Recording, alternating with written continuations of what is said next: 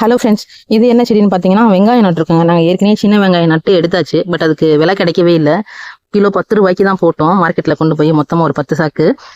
இப்போ பாருங்கள், அதனால நாங்கள் வீட்டுக்கு மட்டும் தர வந்து வயல் ஃபுல்லாக நடாமல் வீட்டுக்கு தேவையான வெங்காயம் மட்டும் நட்டுக்கலாம் அப்படின்றதுக்காண்டி நட்டுருக்கோம். இதெல்லாம் சின்ன வெங்காயங்க.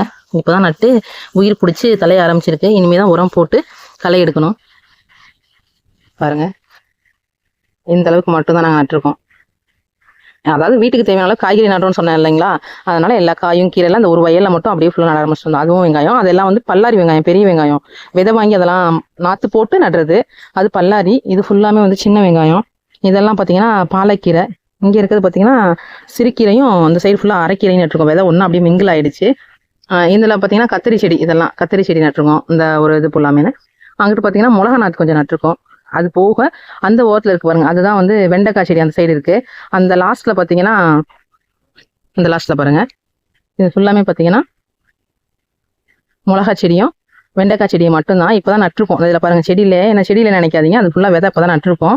அந்த லாஸ்ட்ல பாத்தீங்கன்னா வெள்ளரிக்காய், முலாம்பழம், சாம்பார் பூசணி அதெல்லாம் நட்டுருக்கோம். எல்லாமே தலைய ஆரம்பிச்சிருக்குங்க. ஓகே, நான் ஒவ்வொரு காயும் எடுக்கும் போதும் உங்களுக்கு நான் வீடியோ போடுறேன். எனக்கு ரொம்ப சந்தோஷங்க. என்னன்னு பாத்தீங்கன்னா, நம்மளோட செடியிலேயே எல்லாமே பறிச்சு நம்ம சமைச்சு சாப்பிட்றது அப்படின்றது எனக்கு ரொம்ப பிடிச்ச விஷயம். முடிஞ்சா நீங்களும் இந்த மாதிரி பண்ணி சாப்பிட்டு பாருங்க. அதோட டேஸ்டே தனியா இருக்கும். அவங்கவுங்க சொல்ற மாதிரி அந்த மசாலா இந்த மசாலா எதுவுமே சேர்க்காம வெறும் மஞ்சள், உப்பு, பெப்பர் மட்டும் போட்டு இப்படி பொரிச்சு சாப்பிட்டாவே அவ்வளோ டேஸ்டா இருக்குங்க. தேங்க்யூ.